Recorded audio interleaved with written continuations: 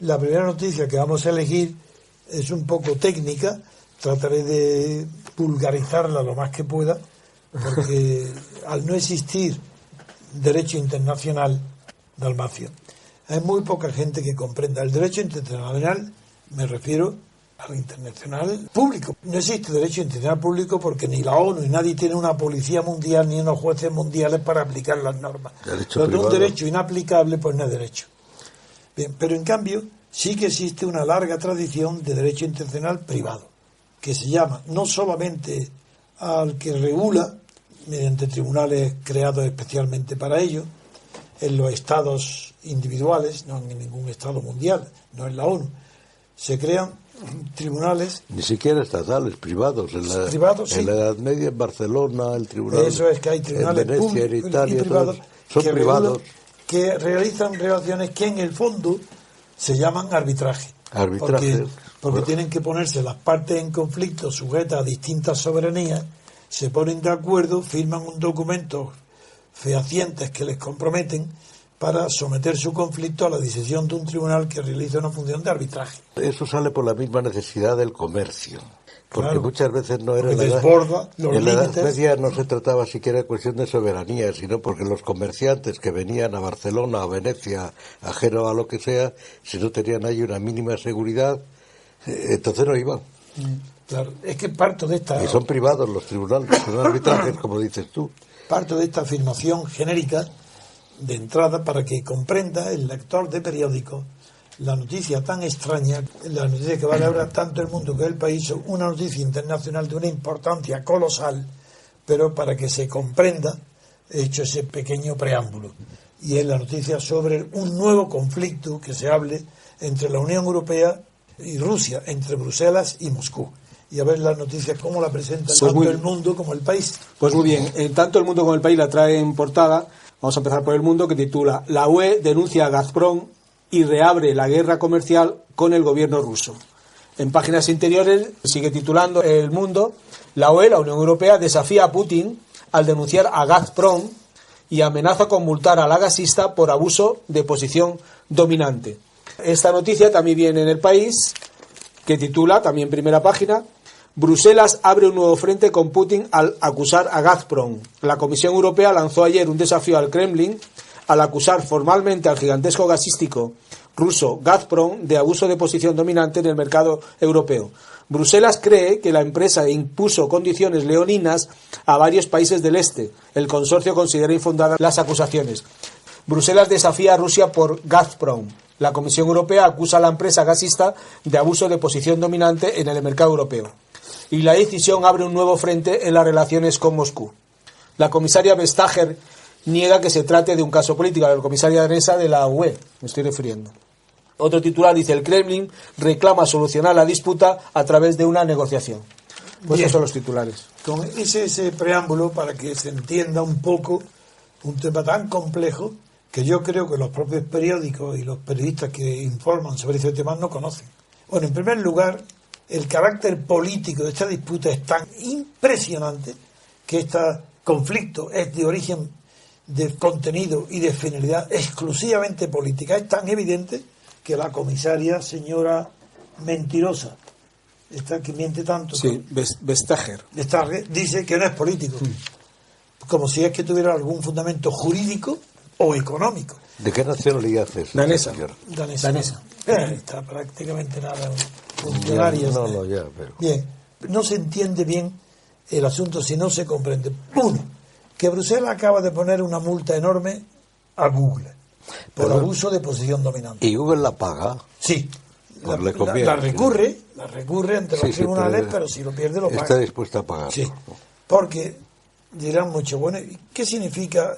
Pues una posición dominante de Google, como es tecnológico, sí se comprende, porque quien utilice una patente de Google, que la ha patentado a su nombre, pues está obligado a pagar algo.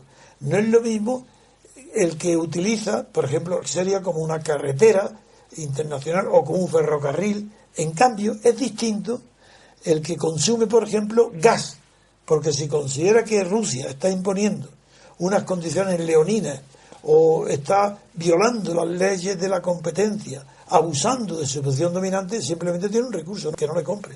En cambio, con Google no puede hacer eso, porque es un monopolio o oligopolio de primer orden tecnológico del que no puede abusar, porque es como ya quien usa la electricidad. Al principio la electricidad no podía decir yo invento la electricidad y tengo una patente y quien no me...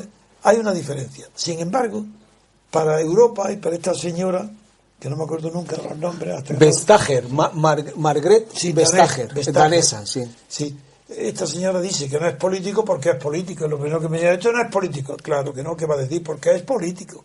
Para comprender la naturaleza de este conflicto... Que para la socialdemocracia nada es político. Claro, ella misma tampoco es política. Para comprender bien la naturaleza de este nuevo conflicto que recae sobre Putin, encuentra varias cosas. La primera de todas es que desde que Bruselas se entrometió en un asunto puramente comercial de Ucrania y Rusia, torpedeando la renovación del acuerdo con Rusia y prometiendo a Ucrania el oro y el moro si no firmaba con Rusia y que ella le ofrecía un mercado mejor, que eso terminó nada menos con los casi 100 asesinatos del Madián y terminó en el desastre de la guerra de Ucrania, separación con Crimea, todo lo que ha venido, como ha reconocido la Cámara de los Lores. Yo ya no tengo que citar a mi autoridad porque yo no tengo ninguna, pero sí, mi opinión, mi criterio ha sido revalidado al 100% por la Cámara de los Lores en el Reino Unido y ha culpado a Bruselas del conflicto con Rusia. Bien, con ese antecedente. Segundo, con el segundo antecedente, que es las sanciones impuestas a Putin por todos lados. Empezaron siendo ridículas prohibiciones de visitar Estados Unidos de los dirigentes rusos, para terminar con sanciones económicas impresionantes que están de verdad haciendo un daño gravísimo a la economía rusa, como también a la europea. Y sobre todo la alemana. Hasta el punto que hay voces muy autorizadas y unos movimientos de presión muy grandes dentro de Europa para levantar todas las sanciones contra Rusia, porque están perjudicando tanto a la Unión Europea como a Rusia.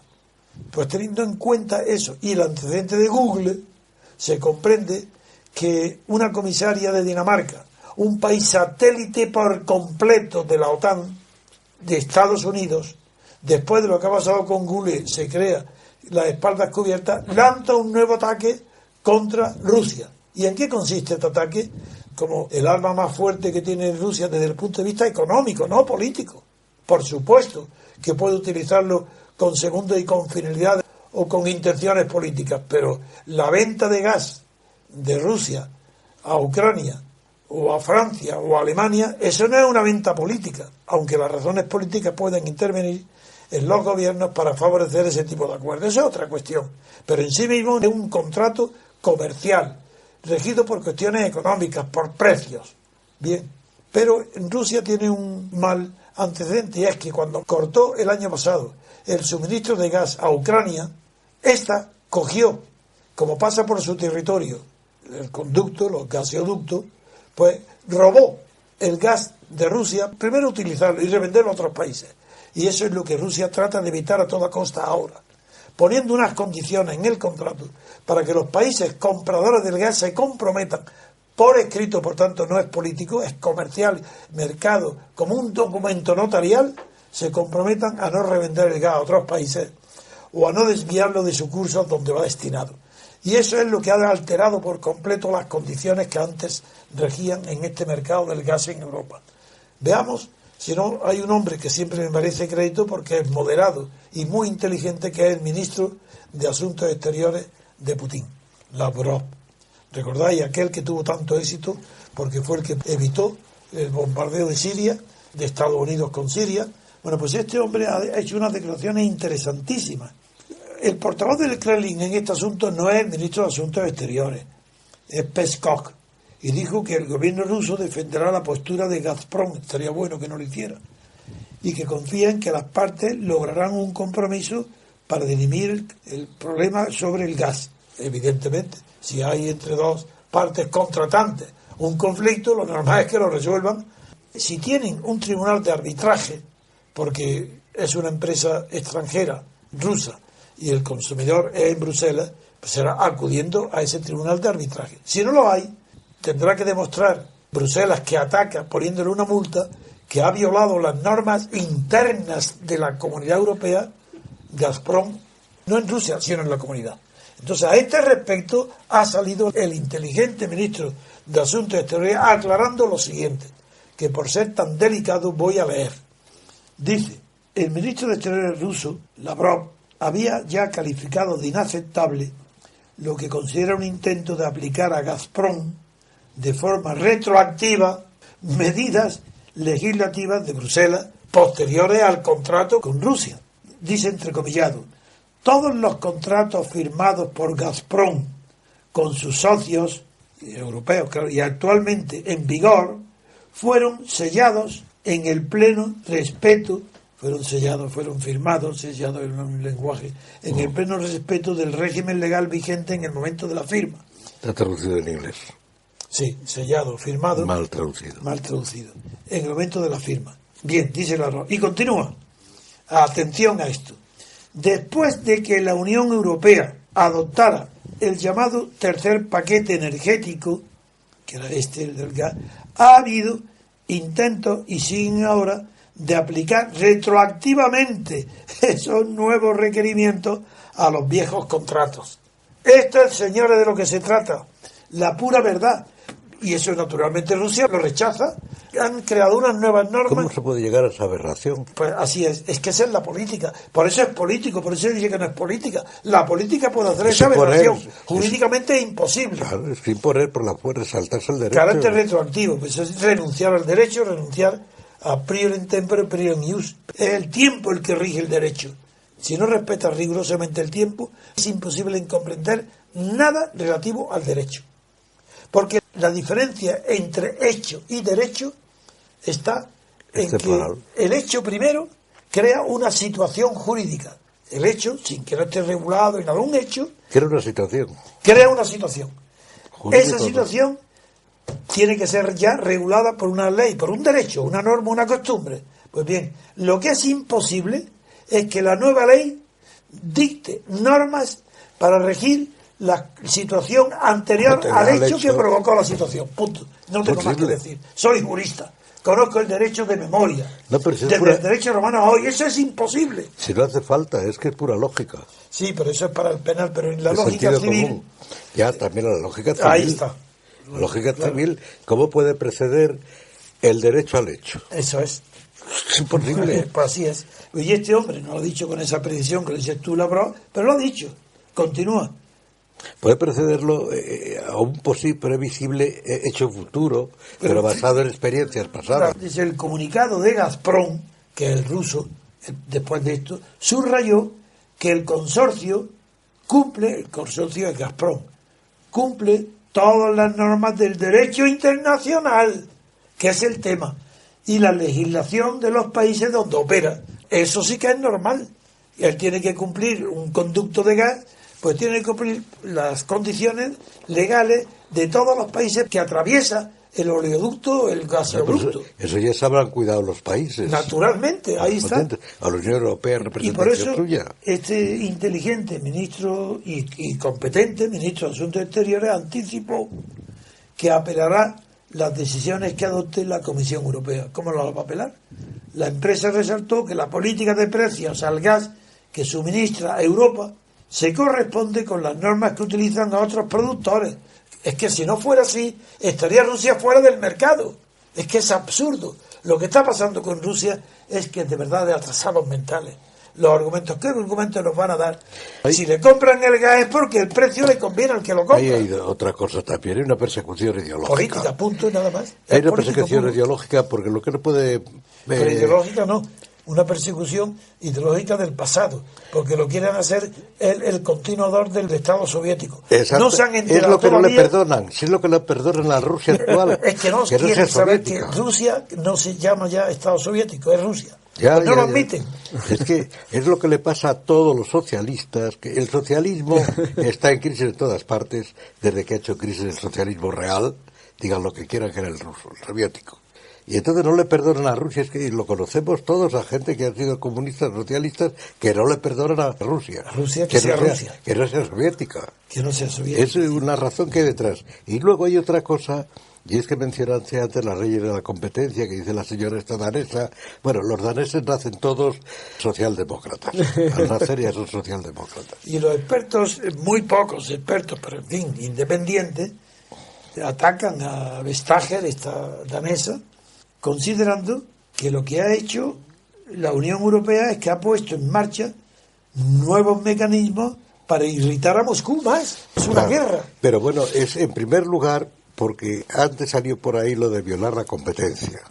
Bueno, pero es que la socialdemocracia considera que la competencia consiste en someterse a las normas socialdemócratas. O sea, que no haya más competencia que la que ella considera competencia. Porque la competencia está libre de toda norma. No, pero digo, como estamos aquí los periódicos españoles, solamente... son socialdemócratas, todos en el mejor caso. Y solamente recogen el punto de vista de Bruselas y se suman a él diciendo esto es una locura, es un abuso de Rusia, tal vez. No se enteran de nada. Como es la acusación, conviene a ver qué dice la defensa.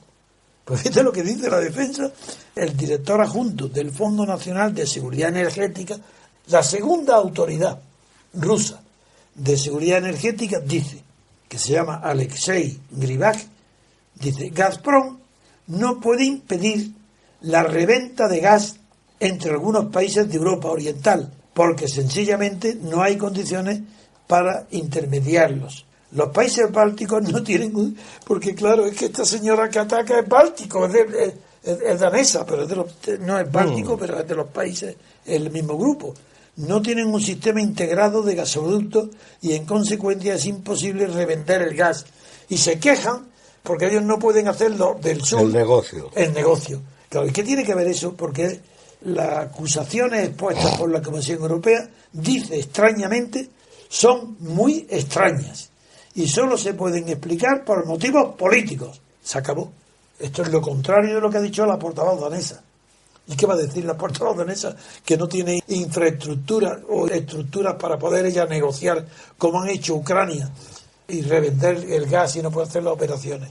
Esto es un asunto, no digo que privado, es un asunto económico, son contratos económicos, pero hay un fondo político que todo lo que venga de Rusia va a ser examinado y atacado como si fuera de un enemigo. En el fondo, a pesar de que sea la Unión Europea, no es el caso de España, pero ¿no crees que todo esto es que es infantilismo?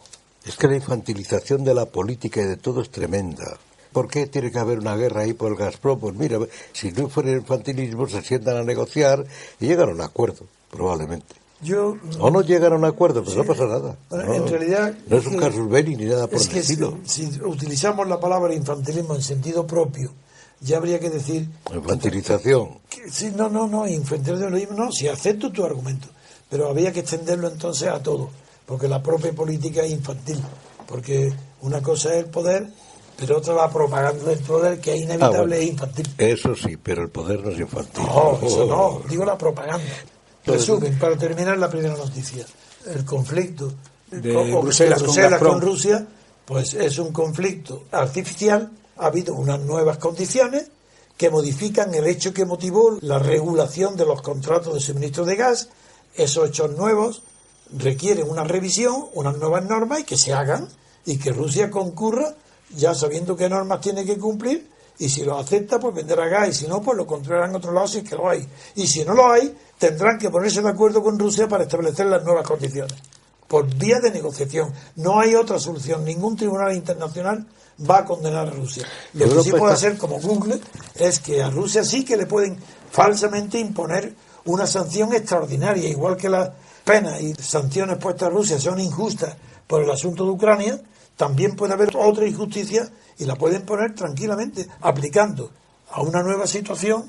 Sí, pero ahí la cuestión está en que Europa, Bruselas, amenaza a Rusia con que se queda con su gas sin poderlo vender. Pero Europa se queda sin gas. Una noticia que Argentina ha optado por Gazprom, por el gigante ruso, para explotar el yacimiento de Vaca Muerta. No tiene relación simplemente con el Gazprom, ¿no? Es para acabar simplemente y complementar. El yacimiento de Vaca Muerta, recuerde, don Almacio, que es el que Repsol tenía y que se lo quitó los argentinos. Cristina se lo nacionalizó. La mafia de la Kirchner. Lo expropiaron. Lo expropiaron, sí.